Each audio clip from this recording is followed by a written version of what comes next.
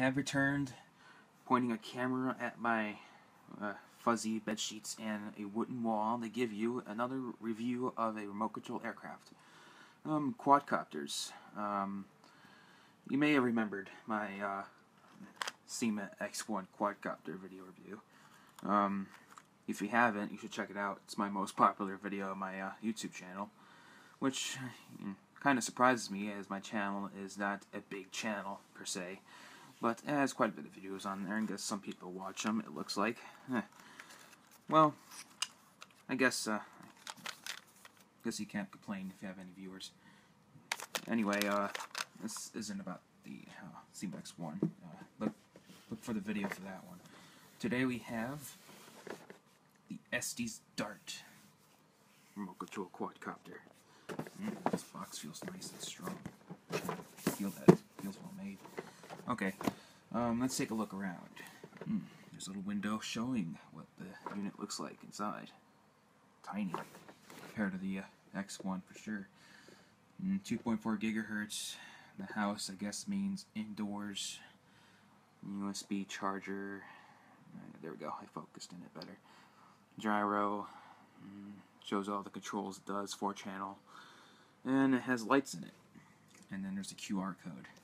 Scan it if you want. Here's the side of the box. It says 2012 Estes Cox Corporation. Estes is a company that was mostly into model rockets. You can judge by their logo there. But for years they've been trying to get into the remote control line, and I had a few of their remote control aircraft that sadly failed on me. I used to have an old jet that had a crappy controller that came from them. That thing didn't last that long. I had was it the Pee-wee Flyer, I think it was called, that had a kill switch in it that turned the plane off every 5 seconds. That was a dreadful failure. But they're back again with the remote control with quadcopters. Hopefully they're much better than the airplanes that they used to make. Here we go, the Dart quadcopter. And quadcopter in multiple languages, choking hazard, 14+. Let's see. Includes quadcopter, 2.4 gigahertz radio, LiPo battery, USB charge cord, and 4 spare rotor blades. Let's look at the back of the box. Flies easily in any indoor area. This can also fly outside, I think. Recharge quickly with the included USB charge cord. Gyro provides smooth and stable flight. Gotta like gyros for sure. Lights add to the fun when flying in the dark. 2.4 gigahertz radio links only to your aircraft, allowing multiple aircraft to fly together. And then, same stuff in multiple languages. Flies in all directions on command. Controller, 4-channel, just like a 4-channel helicopter. And here's the skill level meter. Ooh, very difficult as it shows here. Requires experience and skill. Yeah, you'll see why. Okay, let's take it out of the box. Okay, this is what it looks like when you take the unit out of the box. Here's your instruction manual. Nicely well made, and it's in multiple languages, of course. And here's a neon green yellow paper. Talks about how to adjust the trim of it. Okay. Let's take off the plastic and let's take a look around. Here's the controller. Spare blades taped in there. LiPo battery. Let's see, what kind of battery is this? Let's see here. Can I focus it in there? I won't focus on it. But it is a 3.7 volt, 250 milliamp battery. Not bad. I can't focus on it, but oh well, I told you what's on it. And here's the unit itself. Ooh, that's really tiny. And I'll show you a comparison of the size with the Syma X1 in a minute. And USB charge cord, just like the Syma X1s. You plug it into USB. There's a red light inside of it that lights up and charges the battery, and then when it goes off, it's ready to go. The plug's a little bit damaged, but it still works, I think. Anyway, take the battery out, and there it is. Little The thing is quite well made, to be honest. Sure amped up the build quality on their quadcopters, that's for sure. As you can see, it's made out of a hard plastic all around. Has 4 direct drive motors. That's interesting. Most quadcopters have a 4-geared motors, not 4 direct drive motors. Okay, I guess it's easier to replace the blades then. Has a nice little design on it. The front of it. Little holes in the front for the lights. There's where you put your battery in.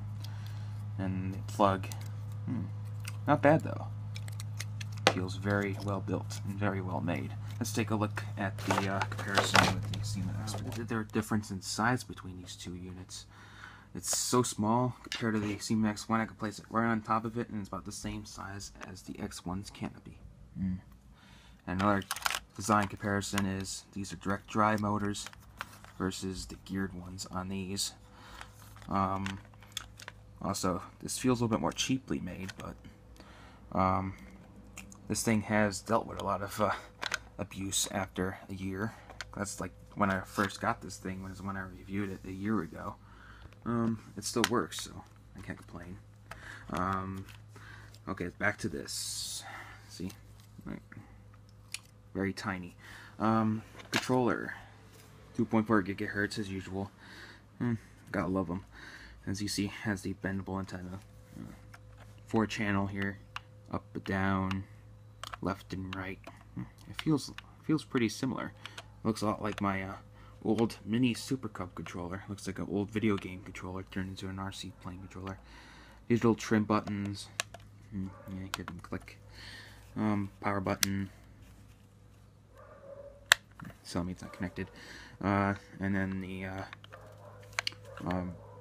forward and backward, left and right controls. And there's another option for this controller.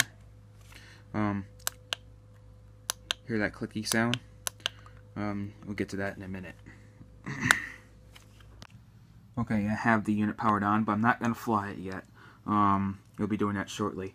As you can see, green light on the controller, and you got the blinking. Oh, they're not blinking. They're solid little blue lights. I don't think these are very good for night flying. They're not that bright at all. But as you can see, the direct drive motors.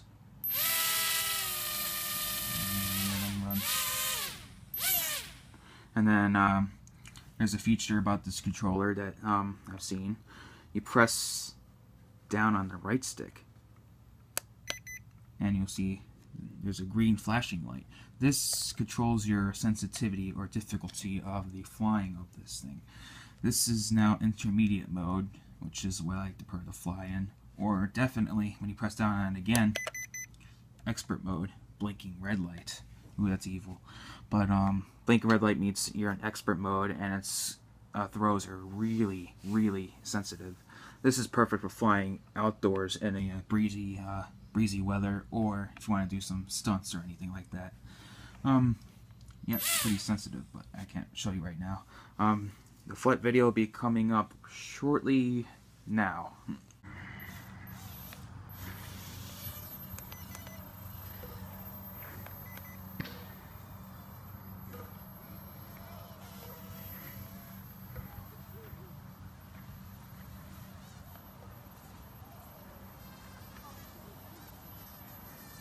Some trimming here.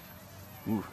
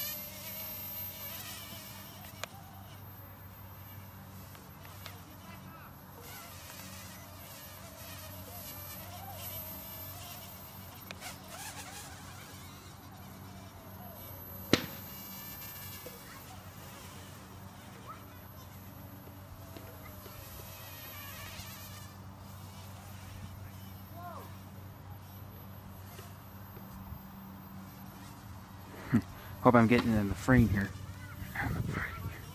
Hat cam doesn't work that well, I don't think.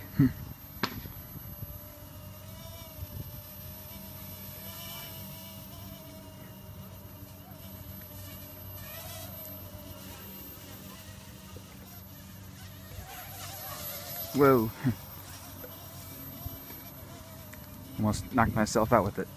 Thing's sensitive, especially on expert mode. On expert mode, when you fiddle with the controls, if you move it forward and then backward quickly, it does a flip. It does. Pretty cool, huh?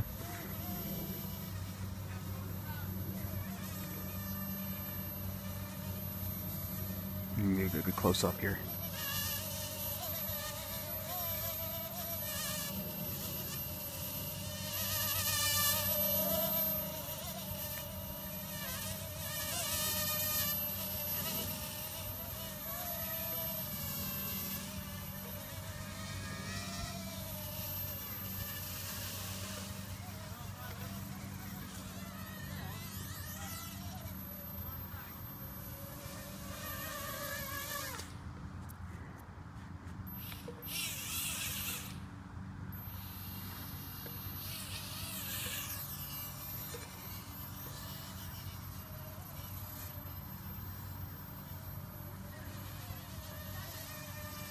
You see, it's pretty maneuverable.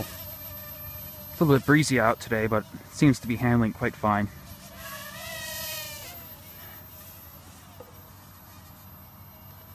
I'm going to bring it in for a landing before I do one more flip. Doesn't have enough power for one. Hey, can I do a backflip? Nope. Alright, I'll bring it in. Well, not that much in, but okay. Alright, there it is. The Estes Dart micro quadcopter. Flies pretty versatile and very responsive. Good for some novice quadcopter pilots or expert pilots, but it's pretty good. Alright, see you guys in the next video. Alright, one more bonus flight for you guys. Here we go. Yep.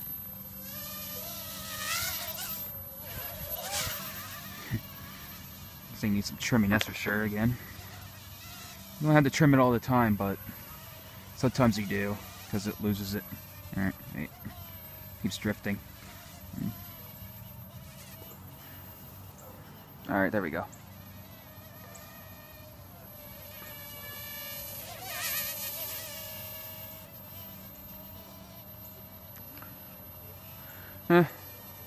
Forgot about pricing. This is about $35 from Estes.com, or you could get it from a hobby shop around that price as well. But Estes had a discount on it, so I got it on their website.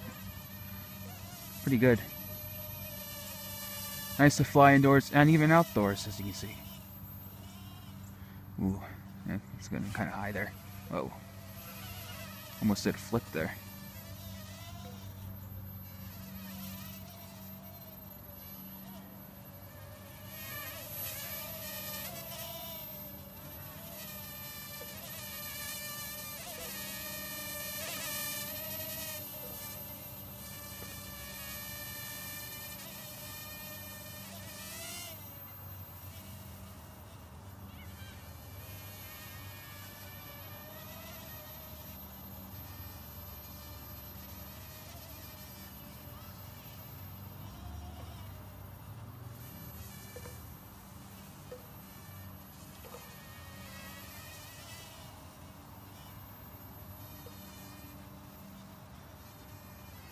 Can you see it?